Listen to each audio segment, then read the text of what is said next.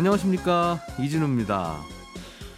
미국의 중앙은행 연방준비제도는 올해 마지막 이사회인 FOMC 회의를 마무리했습니다. 이 회의가 관심을 가졌던 이유는요, 요즘 주가도 오르고 모든 자산이 다 오르고 있는데 제일 걱정되는 게 미국의 중앙은행이 갑자기 마음을 바꿔서 금리를 올리거나 돈 푸는 걸 멈추지 않을까 하는 게 시장의 걱정이었는데, 여기에 대해서 FOMC에서는 기준금리는 예상대로 동결을 하고 그리고 완전 고용과 물가 안정 목표를 달성할 때가 돼야 통화 정책을 바꾸겠다. 경기가 회복될 때까지는 금리를 안 올리겠다는 그런 발언으로 시장을 안심시켰습니다. 이번 주에 금융시장 동향에서 의미 있는 이번 회의 결과가 어떻게 받아들여질 것인지, 어떤 의미를 갖고 있는지 자세하게 더 살펴보겠고요. 또 스마트폰과 요즘 컴퓨터가 잘 팔리면서 반도체 현물 가격이 계속 오르고 있는데 이 내용도 함께 짚어보겠습니다. 12월 18일 금요일 손에 잡히는 경제, 광고 듣고 바로 돌아오겠습니다. 네, 오늘은 경제 뉴스 먼저 들어보기 전에 금융시장 동향, 금융시장이 워낙 중요하기 때문에 그거 먼저 들어보겠습니다. 사실 한투증권 박재영 차장이 오전에 다른 일이 좀 있어서 순서를 바꿔달라고 저희에게 요청했어요. 박재영 차장을 전화로 연결하겠습니다. 박 차장님. 네, 안녕하십니까. 예, 반도체 가격부터 좀 살펴볼까요? 요즘 그게 이슈라면서요. 그것 때문에 우리나라 반도체 회사들 주가도 꽤 오르고 있고.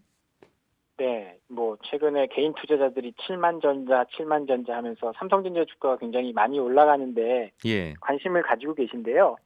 삼성전자 가격이 올라가는 데는 원인이 있습니다. 지금 반도체 가격이 상승하고 있는데요. 정확히 말하면 반도체 현물 가격이 상승하고 있습니다. 반도체 가격은 현물 가격과 고정거래 가격 두 가지가 있습니다. 예. 네, 현물 가격은 말 그대로 지금 현재 반도체 공장에서 도매상과 거래되는 가격을 말하는 거고요. 매일매일 거래되는 거. 예. 그렇죠, 맞습니다. 고정거래 가격은 주 거래처의 매월 협상을 통해서 제공하기로 계약하는 가격이 있습니다. 도매 납품가. 네, 맞습니다. 월 예. 한 달에 그러니까 매월 한 번씩 이제 공지를 하는데요. 거의 대부분이 고정거래 가격으로 거래되기 때문에 고정거래 가격이 반도체 업황에 매우 중요한 단서가 됩니다. 예. 근데 지금 최근 오른다는 반도체 가격은 고정거래 가격은 아니고 현물 가격인데요. 이 현물 가격의 상승이 시차를 두고 고정거래 가격에도 반응하기 때문에 네. 현물 거래 가격의 상승을 통해서 앞으로 고정거래 가격도 반등을 좀 기대해 볼 수 있는 그런 상황입니다. 최근에 반도체 조사기관 디램 익스체인지에 따르면요. 디램 현물 가격이 DDR4 8GB 제품 기준으로 전월 대비 6.5% 상승했다라는 발표가 있었고요. 말씀하신 DDR4 8기가라고 하는 건 디램 중에 제일 흔하게 쓰이는 그건가 봐요. 네, 가장 많이 쓰이는 제품이고요. 예. 또 이게 우리 이제 개인들이 알 수 있는 것 중에 하나는 대표적인 컴퓨터 부품 사이트가 있습니다. 예. 다나와 사이트를 보면요. DDR4 8GB 제품 가격이 어제 기준으로 37,200원을 기록했는데 이건 소매 가격일 텐데. 예. 네, 맞습니다. 한 달 전 가격은 26,000원에 불과했습니다. 아. 거의 한 달 만에 30% 이상이 상승한 거죠. 사둘 걸. 그러게요. 요새 이제 컴퓨터 장사하시는 분들 가격 인상에 좀 영향을 좀 받으실 수도 있을 것 같습니다. 실제로 참다가 이제 요즘 컴퓨터를 드디어 사시는 분들도 꽤 많다고 하더군요. 주변에서도. 네네. 코로나 처음에 번지기 시작할 때는 필요는 한데 얼마나 가겠어 싶어서 그냥 있는 거 쓰자 하다가 이제는 집에서 온라인 강의도 들어야 하는 경우도 많고 해서 좀 좋은 거 사야 되는데 노트북 뭐 사야 되나 이제 이런 질문하시는 분들도 있고 아마 네네. 그 영향이 뜻하기도 해요. 네, 그 영향 때문인지 지금 수요가 많이 늘어나고 있습니다. 예. 컴퓨터 그러니까 반도체 수요에는 세 가지 축이 있습니다. 첫 번째는 이제 휴대폰에 들어가는 모바일, 네. 그리고 PC에 들어가는 PC 수요가 있고요. 그리고 데이터 센터에 들어가는 서버향 수요, 이렇게 세 가지 정도로 볼 수 있는데요. 일단 모바일과 PC 수요는 매우 좋습니다. 엊그저께였나요? 애플이 내년도에 아이폰 생산을 30% 늘리기로 결정했다라는 뉴스 나왔고, 올해보다. 네, 예. 아이폰을 많이 생산하면 거기에 들어가는 반도체도 많이 필요할 거고요. 삼성전자의 실적을 보더라도 3분기 스마트폰 사업부 실적이 매우 좋았거든요. 예. 그리고 내년 1분기에는 갤럭시 S 시리즈를 조금 빨리 출시한다라고 합니다. 그러면 또 여기에 수요가 많이 늘어날 거고요. 사람들이 PC도 네. 스마트폰을 2대씩 갖고 다닐까요? 그럼 내년에는? 그렇진 않지만 빛크로스라고. 네. 그러니까 뭐 예전에는 16GB만 하더라도 스마트폰에서 뭐 쓸만했는데 아, 이렇게 한 뭐 대당 동영상도 들어가는 보고 알겠어요. 반도체 양이 네, 늘어난다. 예. 그렇게 되겠죠. 네. 그리고 PC 수요도 굉장히 빠르게 늘어나고 있습니다. 지금 각 기업들이 직원들에게 노트북 막 지급하고 있고요. 재택근무하고 원격 수업하다 보니까 예. 가정에서도 PC 수요가 빠르게 늘어나고 있고요. 앞서 말씀드린 디램 익스체인지에 따르면 내년에 1분기 PC 판매량이 7,421만 대. 예. 1분기에는 코로나 영향을 크게 안 받았기 때문에 기저 효과도 좀 있었겠지만 전년 대비 53% 증가할 것으로 전망하고 있거든요. PC 판매가. 예. 네. 박 근데 차장님은 회사에서 노트북 나눠줬나 봐요. 예, 저는 얼마 전에 지급받았습니다. 그렇죠. 다 제 모든 걸로. 기업이 다 네. 그렇지 않다니까요. 지금 이 방송 들으시는 그 중소기업 사장님들은 직원들이 이 얘기 들을까 봐 뜨끔하다고요. 그런데 이제 뭐 앞으로 계속 좀 필요할 테니까요. 예. 계속 수요는 늘어날 거고요. 네. 이제 서버 수요만 증가하면 금상첨화인데 아직 서버 수요에 대한 뭐 분위기는 그렇게 좋은 편은 아니고요. 하지만 12월부터 페이스북이나 아마존, 마이크로소프트 같은 업체들 데이터 센터 투자가 재개됐다 뭐 이런 뉴스들도 나오고요. 예. 엊그저께였죠. 14일 구글이 유튜브를 포함해서 지메일 뭐 서비스 같은 것들이 전체 먹통이 되는 사고가 있었지 않습니까? 이러한 사고들이 계속되면 아마 이런 기업들의 서버 증설에 대한 수요는 좀 계속 늘어날 수도 있지 않을까라는 생각도 있습니다. 거기에도 반도체 들어가나 봐요. 그렇죠. 거기에서 반도체가 들어가겠죠. 모든 데이터 센터나 IT 쪽에는 들어갈 수밖에 없는 거니까요. 대개는 그러면 이제 생산이 많이 늘어나면서 가격은 또 내려가기도 하는데 공급 측면에서는 뭐 계속 많이 생산하기는 어려운 모양이죠. 그렇습니다. 2018년부터 반도체 가격은 계속 떨어졌거든요. 예. 지금 2년째 떨어지고 있는 상태라서 그리고 뭐 코로나가 이렇게 창궐하는데 공장을 짓거나 할 만한 뭐 특히 삼성전자 하이닉스 같은 경우에는요. 올해 8월부터는 투자에 굉장히 보수적으로 대응하고 있습니다. 예. 그러다 보니까 공급이 빠르게 늘기는 어려운 상황이고 여기다가 이번 12월 초에 마이크론 대만 공장에 정전 사고가 있었거든요. 잠깐 있었죠. 예. 네, 이게 잠깐이더라도 이 반도체 생산에는 영향을 크게 받을 수 있는 거기 때문에 앞으로 향후 공급이 뭐 빠르게 늘어난다거나 이렇게 하기는 좀 어려운 상황이라서 예. 반도체 가격이 조금 좋아질 수도 있다라고 시장에서는 예측을 하고 있습니다. 수요는 늘어나는데 공급은 거기에 또 같이 늘어나기에는 시간도 걸리고 그동안 공급을 좀 줄여왔던 영향도 있고 그래서 네. 값이 오른다. 네, 공장을 짓는데 뭐 한두 시간 뭐 하루 이틀 걸리는 게 아니거든요. 알겠어요. 네. 듣다 보면 부동산 시황이랑 비슷하게 들리기도 하네요. 맞습니다. 그렇군요.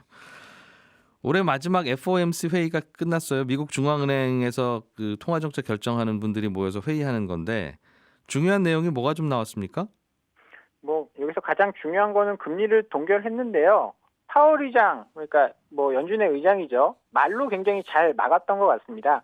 전반적인 내용은 11월과 큰 차이가 없었습니다. 예. 뭐 물가가 2% 이상 일정 기간 완만하게 웃돌면 그리고 완전 고용에 도달했다라는 확신이 돌면 통화 정책을 변경하겠다라고 이야기를 했는데 약간 시간 저금리를 더 유지하겠다 이 정도로 해석을 하면 좋을 것 같고요.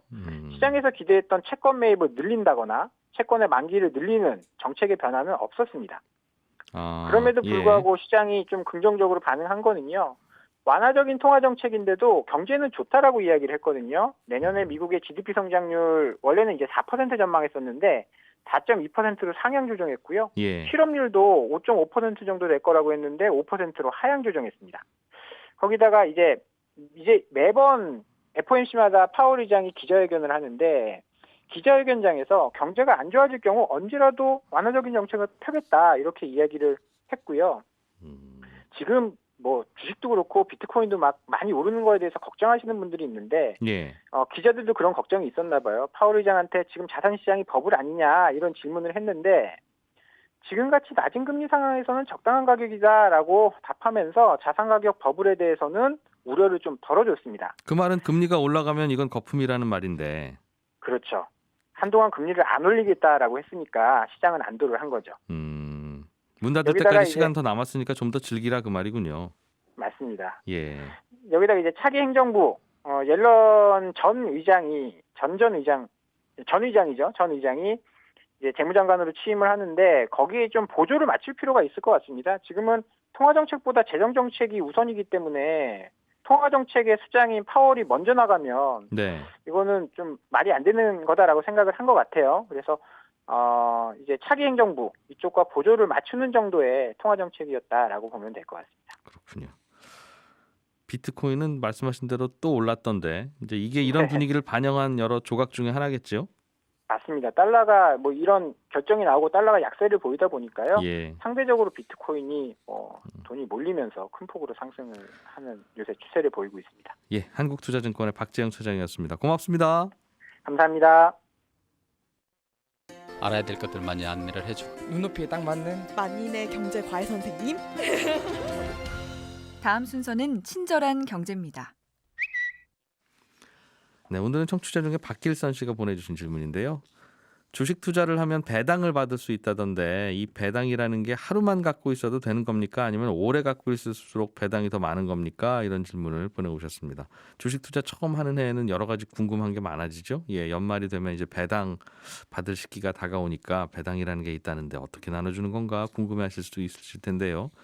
배당이라는 건 회사가 1년 동안 벌어서 남은 돈 중에 일부를 주주들에게 나눠주는 거다 이렇게 생각하시면 맞습니다. 근데 문제는 이게 주식시장에서 매일매일 회사 주식이 거래되기 때문에 주주가 매일매일 바뀔 거 아니겠습니까? 어제까지는 주주였는데 오늘은 주식을 팔아서 주주가 아닌 분들도 많고 또 오늘 아침부터 새로 주주 됐어요 하는 분도 많아서 배당이라는 건 1년 동안 주주님들 덕분에 이만큼 벌었습니다. 고맙습니다 하고 돈 나눠주는 이벤트인데 주주들이 매일 바뀌니까 이게 누구한테 고맙다고 해야 되지? 이게 헷갈린다는 거죠. 그래서 어쩔 수 없이 1년에 하루를 정해놓고 이날 우리 회사 주식 갖고 있는 분들을 우리 회사 주주로 정한다. 이렇게 날짜를 딱 박아버렸습니다. 조금 야속하지만. 그러니까 1년 내내 그 회사 주식 갖고 있다가 딱 하루 그날 주식 안 갖고 있으면 그 회사 주주 아닌 거고요. 또 반대로 1년 내내 다른 회사 주식 갖고 계시다가 그날 하루만 하필 그 회사 주식을 갖고 있으면 그건 그 회사 주주인 겁니다. 그럼 그 날짜가 언제냐 하면 12월 결산하는 그 재무 상황에서 12월 결산을 하는 법인들은 12월의 마지막 거래일 날 주식을 갖고 있냐 아니냐 이걸 기준으로 정하고요. 뭐 3월 결산 법인들도 있는데 그분들은 3월의 마지막 거래일을 기준으로 정합니다. 좀 불공평한 것 같기는 한데 세상 일이 많이 그런 게 있습니다. 고3 수험생들도 수능 시험 날 딱 하루 컨디션 좋아서 시험 잘 보면 훌륭한 학생이라고 하고 딱 하루 그날 시험 망치면 1년을 또 고생해야 되잖아요. 예. 뭐 남편들도 뭐 아내한테 잘해주다가 임신했을 때 서운하게 하면 그게 평생 간다는 말도 있고 아무튼 세상 많은 일이 그런데 아무튼 딱 하루를 정해놓고 이날 우리 회사 주주면 주주고 아니면 아닌 거다 이렇게 결정합니다. 그래서 그날 딱 하루 주식을 보유하고 팔아버리는 배당 투자하는 분들도 있고요. 또 그래서 그 날짜 지나면 그 다음 날부터는 그 주식이 좀 싸게 거래됩니다. 이걸 배당 낙이라고 부르는데 마치 이제 성탄절이나 발렌타인데이 다음 날에는 케이크 가격 떨어지는 거 하고 비슷하다고 생각하시면 되겠습니다. 친절한 경제였습니다. 네, 오늘 경제 뉴스들 중요한 것 챙겨 들어보겠습니다. 오늘은 와서 오래 기다린 어예진 경제 전문 기자와 함께하겠습니다. 어서 오십시오. 안녕하세요. 예. 내년에는 우리나라 경제 어떨 것인가라고 하면 제일 중요한 요인 중에 하나가 정부가 정책을 어떻게 쓸 것인가 이거가 변수가 꽤 될 거예요. 네. 그래서 정부의 정책 방향이 궁금한데 마침 어제 발표가 돼서 좀 전해주시면 좋겠습니다. 네. 올해 민간 소비가 4% 넘게 줄었거든요. 예. 하지만 내년에도 이런 감소폭이 완벽하게 회복되기 어려울 것으로 전망이 되면서 정부가 이 경제 정책 방향을 내놨는데 예. 소비 활성화에 초점을 맞췄습니다. 돈 좀 더 쓰세요. 네. 예. 그래서 먼저 눈에 띄는 것이 소득 공제 확대입니다. 올해보다 내년에 일정 수준 이상 신용카드를 더 쓰면 증가분에 대해 추가로 소득 공제를 더 해주겠다는 건데요. 이 얘기 진작 했으면 올해는 좀 덜 쓸 걸. 그러면 내년에 작년보다 더 쓴 폭이 늘어날 텐데. 그게 조절이 가능하신가 봐요. 그렇지 않나요? 그래서 12월 달에 이걸 발표하시는군요. 네, 그래서 미리 조절할까 봐. 네. 그래서 예를 들면 연간 총 급여가 7천만 원인 직장인에게 적용되는 소득 세율이 15%입니다. 예. 그러니까 7천만 원의 25%를 넘는 신용카드액 중에서 예. 15%만큼은 소득세를 덜 내도 된다 이런 의미인데요. 기존 규정에 따르면 최종 소득세 감면액이 9만 원인데 네. 만약 올해보다 내년에 400만 원 이상 카드를 더 썼다 졌다 이렇게 되면 이 부분에 대해서 추가 공제를 해서 예. 감면액이 13만 5천 원으로 늘어납니다. 결국 세금 4만 5천 원을 추가로 아낄 수 있게 되는 건데요. 다만 얼마나 더 써야 얼마만큼 추가로 공제를 해줄지는 정해지지 않았어요. 명확하게. 내년 1월에 확정이 됩니다. 근데 뭐 일부에서는 4만 5천 원 세금 덜 내려고 지금 400만 원을 더 쓸 상황이냐라는 예. 목소리도 나오고 있죠. 그 정확히는 올해 쓴 것보다 내년에 신용카드를 좀 더 쓰시면 400만 원 더 쓸 때마다 세금을 한 4만 몇천 원 정도 더 깎아드리겠습니다. 그 말인 거죠. 네. 저도 조절은 잘 안 되는데 요령은 있네요. 그러니까 지금 12월 달 얼마 안 남았습니다만 지금부터는 좀 큰 소비를 좀 자제하는 거죠. 예. 그리고 가능하면 신용카드 안 쓰고 이제 현금으로만 연말까지는. 그래야 내년에 올해 신용카드 사용액과 이제 내년 신용카드 사용액을 비교할 그렇죠. 테니까. 네. 알겠습니다. 한 푼이라도 좀. 예. 다른 정책은 어떤 게 좀 예상됩니까? 다른 정책은 소비 회복에 이 사활을 거는 만큼 자동차 개별 소비세 30% 인하도 내년 6월 말까지 연장되고요. 저소득층이나 다자녀 가구 등의 요금 복지 할인 대상 그 330만 가구에 한해서 예. 에너지 효율 1등급 가전 제품을 사면 구매 금액의 일부를 돌려주는 사업도 진행을 합니다. 또 주식과 국채 등을 오래 보유한 장기 투자자에게는 세제 혜택을 부여하는 방안도 마련되고요. 또 공공과 민간 투자 프로젝트는 올해보다 늘어난 110조 원 규모로 확대한다는 방침입니다. 그렇군요. 쿠폰 나눠주는 것도 합니까? 이거는 이제 정부가 지금까지 말씀드린 건 돈 좀 있으신 분들은 돈을 좀 많이 쓰세요. 네. 저희가 그러면 해드릴 건 많지 않은데 세금 깎아드리는 건 해보겠습니다 하는 것이고. 네. 야, 쓸 돈이 어디 있어서 씁니까? 라는 분들한테는 돈을 좀 나눠주는 게 이제 쿠폰 나눠주는 것일 텐데. 그렇죠. 예. 그래서 이 쿠폰 행사를 내년에 계획을 하는데요. 이 사용처를 온라인과 비대면 방식도 허용키로 했습니다. 그래서 예. 포장이나 배달 음식에서 외식 쿠폰을 쓸 수 있게 한다든지 뭐 농수산물 쿠폰도 온라인으로 구매가 가능하도록 했고요. 저소득층에게 주는 연 10만 원 제공되는 통합문화 이용권의 경우는 뭐 온라인 개인 트레이닝을 받을 수 있도록 하는 시기입니다. 네. 그래서 올해 예정했던 쿠폰과 바우처를 합쳐서 외식과 숙박 등 8개 분야에서 5천억 원 규모로 제공할 예정입니다. 이 쿠폰은 언제 나옵니까? 아직 이렇게 명확하게 정해지진 않았습니다. 그래서 시작 시기는 미정이고요. 예. 방역 상황에 따라서 내년 중 한다 이런 방침 정도만 정한 상태입니다. 우리나라도 그렇고 중국도 내년 경제 정책 어떨 건지 들여다보니까 쌍순환이라고 해서 맞아요. 네. 수출도 열심히 하고 근데 그 수출은 열심히 하는 건 원래 그랬으니까 네. 새로 등장하는 건 내수를 좀 더 살리겠다고 해서 역시 소비를 활성화하기 위해서 이런저런 고민들을 하더군요. 비슷할 텐데 다들 이제 다른 나라 물건 사지 말고 우리나라에서 좀 돈 쓰자. 결국 그 얘기예요. 네. 전기요금 개편안이 발표가 됐는데 이제 전기요금이 좀 계산하는 방식이 달라지나 보죠? 그렇습니다. 지금 우리가 내는 도시가스 요금, 주유소 기름값은 국제 가격에 따라서 오르락 내리락 하잖아요. 예. 앞으로는 전기료도 그렇게 됩니다. 이번 전기요금 개편의 핵심이 친환경 정책과 연료비 변동에 따라서 발생하는 비용을 따로 계산해서 소비자에게 청구하겠다는 건데요. 그러니까 국제유가 같은 에너지 가격이 변동되면 전기료도 변동이 되는 거죠. 그러니까 전기료 체계가 예를 들면 킬로와트 시당 얼마 이거 자체가 이제 매달 또는 뭐 매년 바뀐다는 거네요. 그거는 이제 기준으로 사용량은 있는데 예. 거기 추가되는 신설 항목이 생겼습니다.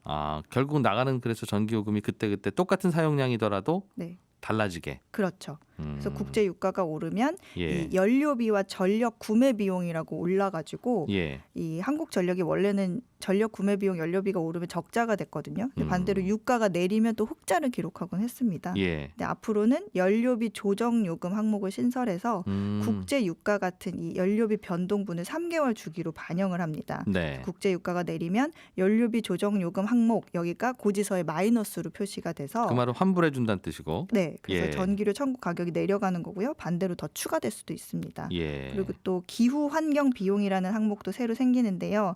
신재생 의무 이행 비용, 온실가스 배출권 거래 비용, 석탄 발전 감축 비용 등 이 세 가지의 각각 기준 요금을 뭐 0.3원, 뭐 4.9원 이렇게 정해서 네. 여기다가 가구별로 쓴 전력량을 곱해서 부과되는 금액입니다. 근데 만약에 탄소 배출권 비용이 늘어난다든지 예. 아니면 원자력이나 석탄 대신 뭐 연료비가 비싼 LNG나 신재생 에너지 발전이 늘어난다든지 하면 이 비용은 더 늘어날 수 있습니다. 지금까지는 이런 식의 저런 식의 비용이 늘어나더라도 일단은 한전이 좀 떠안고 네. 전기요금 안 올리고 있다가 맞아요.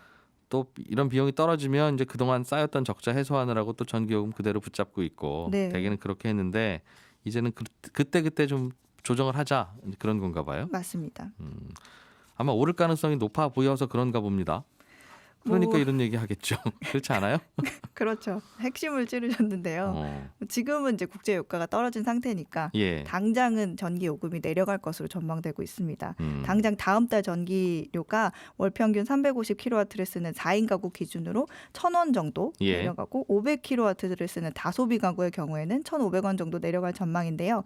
200kW 이하의 1, 2인 가구는 오히려 600원 정도 오릅니다. 이게 이 한 달에 200kW 이하로 전기를 쓰는 가구에 월 최고 한 4,000원 예. 정도 할인을 해주던 제도인데 혜택이 없어졌군요. 예, 이거를 내년부터 축소하는 걸로 개편안에 내용을 담았기 때문입니다. 예. 그래서 정부는 내년 2분기까지는 전반적으로 전기료 인하가 기대된다고 얘기하고 있는데요. 문제는 그 이후죠. 이후. 예. 골드만삭스가 내년 국제 유가가 배럴당 65달러까지 오를 것으로 본다는 이런 보고서가 며칠 전에 나왔거든요. 예. 그러니까 지금 전기료 책정의 기준 연료비가 배럴당 51달러인데 이제 경기가 회복되고 또 유가도 오르고 하면 그 이상의 변동분만큼 전기료가 더 오르게 되겠죠. 예. 아무튼 방식은 좀 바뀌고 결과적으로는 조금 오를 것 같다. 네. 아니면 왜 이렇게 바꾸겠느냐. 네. 그거예요. 한 20초 정도 남았는데 빨대를 붙여서 파는 음료가 이제 안 됩니까? 안 팔립니까? 네, 이 플라스틱이든 종이든 모든 원재료에 관계없이 안 된다는 내용을 입법 예고했는데요. 예. 우리나라가 지금 빨대 판매 세계 점유율 1위인데 이게 무작정 쓰지 못하게 하는 것보다는 환경을 생각한 종이 빨대는 허용해야 한다. 알겠어요. 이런 업체 목소리가 나오고 있습니다. 어혜진 경제전문기자였고요. 내일 아침 8시 5분에 인사드리겠습니다. 이진우였습니다. 고맙습니다.